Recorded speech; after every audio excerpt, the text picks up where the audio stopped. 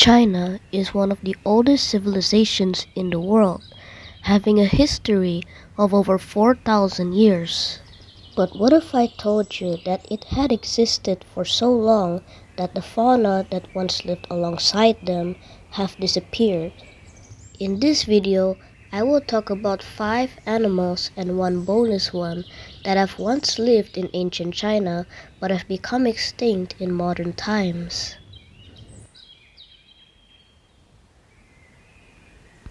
In 2004, archaeologists uncovered the tomb of a Chinese noblewoman named Lady Xia, who would be the grandmother of the first emperor of China, Qin Shi Huang. In the tomb, they found a number of animal specimens which were kept by the noblewoman as pets, which included cranes, leopards, lynxes, and a black bear. Among the specimens in the tomb was an incomplete skull of a primate that the archaeologists had never seen before. In 2018, it was described as not just a new species, but a new genus of gibbon named Yangtze imperialis, with the common name of the imperial gibbon. Little is known about this species of gibbon other than the fact that it may have been kept as pets by the noblewomen and noblemen of ancient China during the Warring States period, which lasted from 476 to 221 BC.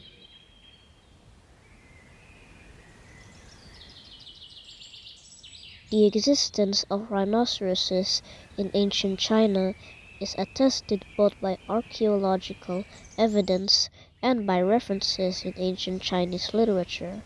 Depictions of rhinoceroses in ancient Chinese art are typically very accurate and lifelike, suggesting that they were modeled first-hand by the artist on living rhinoceroses rather than being based on legend or travelers' tales. The two species of rhinoceroses that have been confirmed to live in ancient China were the Sumatran rhino and the Javan rhino.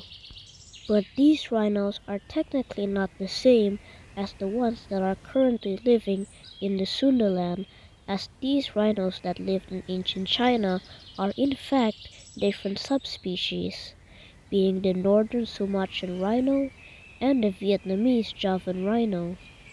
The northern Sumatran rhino was the most widespread of the Sumatran rhinoceroses. It ranged as far as from the Indo-Chinese peninsula, eastern India, the eastern Himalayas of Bhutan and Bangladesh, to Inner Mongolia in northern China. And it is known to be the most well-respected and depicted in Chinese literature. Most ancient and modern Chinese arts and statues of two-horned rhinos represent the northern Sumatran rhinos. A number of folk tales about the Sumatran rhinos were collected by colonial naturalists and hunters from the mid-19th century to early 20th century. In Burma, where the northern subspecies once lived, the belief was once widespread that the Sumatran rhino ate fire. Tales describe the fire-eating rhino following smoke to its source, especially campfires, and then attacking the camp. There was also a Burmese belief that the best time to hunt was every July, when the Sumatran rhinos would congregate beneath the full moon.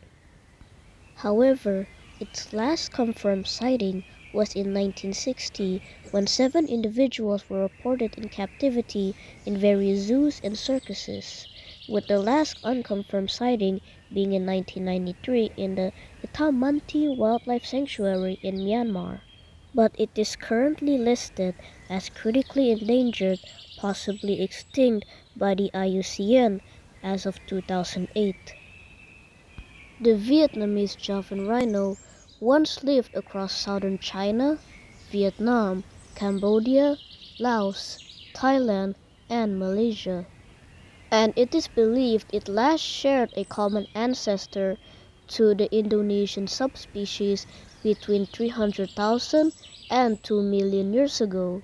However, they were massively hunted by the Chinese for more than 2,000 years for their horns, which are believed to have healing properties. And in 2006, a single population, estimated at fewer than 12 remaining individuals, lived in an area of seasonal tropical forest of Cat Tien National Park in Vietnam.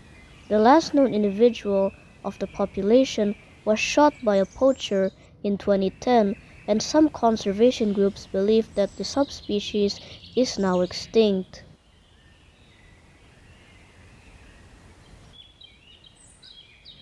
Between February 1963 and February 1980, 6 specimens were collected, being that of a gay-violet crocodilian.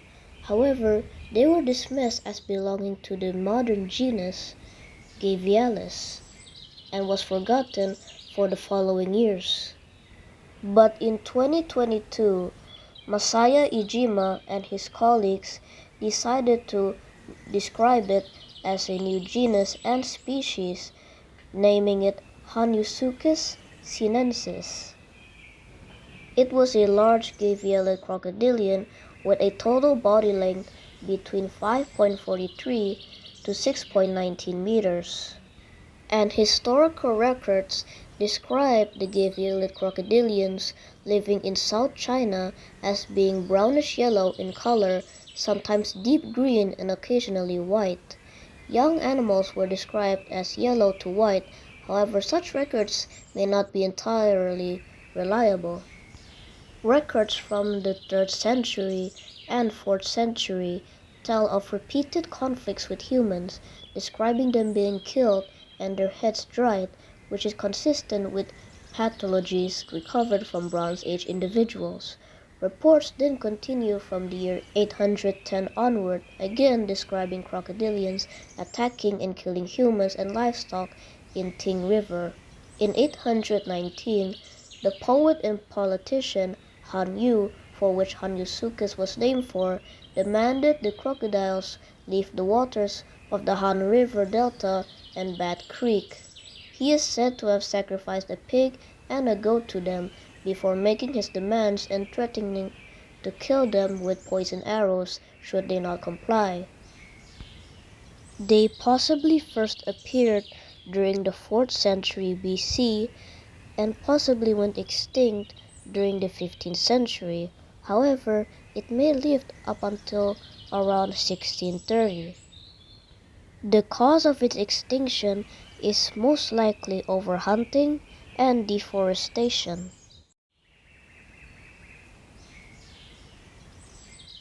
In Chinese folklore, a beautiful young girl is said to have lived with her stepfather on the banks of the river Yangtze. He was evil and a greedy man out of his own self-interest. One day, he took the girl on a boat, intending to sell her on the market. Out on the river though, he became infatuated with her beauty and tried to take advantage of her. But she freed herself by plunging into the river, whereupon a big storm came and sank the boat. After the storm had thus settled, people saw a beautiful dolphin swimming, the incarnation of the girl, which became known as the goddess of the Yangtze. The Baiji in the region of Yangtze is regarded as a symbol of peace and prosperity. Mature males were about 2.3 meters long, while females were 2.5 meters, with the longest specimen being 2.7 meters. The animal weighed 135 to 230 kilograms, with a lifespan estimated at 24 years old in the wild. The Baiji is pale blue to gray on the dorsal side and white on the ventral side.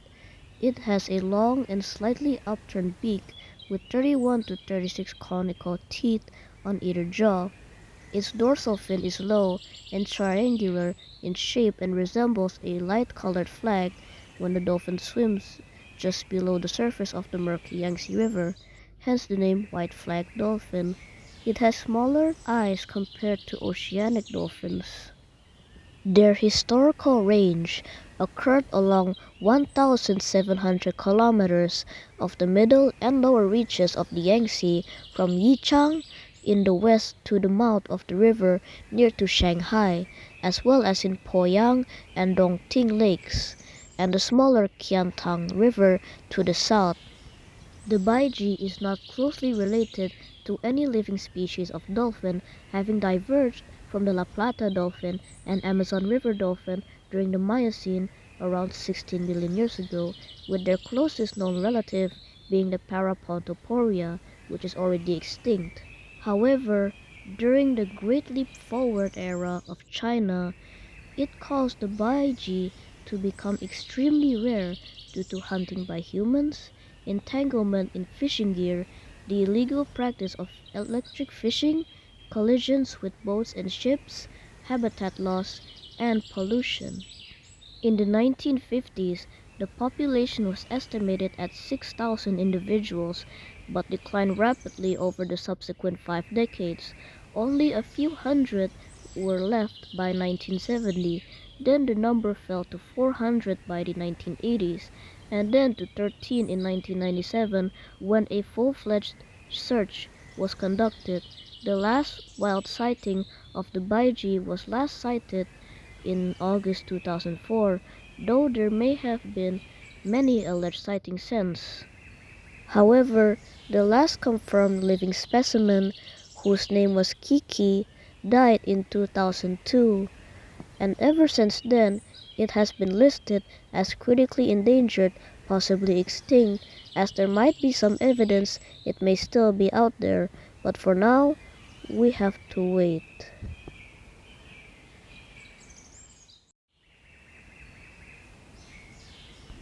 The reason I called this a bonus is because it has yet to be confirmed if this animal really existed. The existence of elephants in ancient China is attested both by archaeological evidence and by depictions in Chinese artwork, long thought to belong to an extinct subspecies of the Asian elephant named Elephas maximus rubidens. They lived in central and southern China before the 14th century BC. They once occurred as far north as Anyang Henan in northern China. The elephant is mentioned in the earliest received texts. The elephants were used for warfare in China by a small handful of southern dynasties. The state of Chu used elephants in 506 BC against the state of Wu by tying torches to their tails and sending them into the ranks of the enemy soldiers, but the attempt failed. In December 554 AD, the Liang dynasty used armored war elephants carrying towers against Western Wei. They were defeated by a volley of arrows. The Southern Han dynasty is the only state in Chinese history to have kept a permanent corps of war elephants. These elephants were able to carry a tower with some 10 people on their backs. They were used successfully during the Han invasion of Manchu in 948. In 970, the Song dynasty invaded southern Han, and their crossbowmen readily routed the Han elephants on January 23, 971, during the taking of Shao. That was the last time elephants were used in Chinese warfare.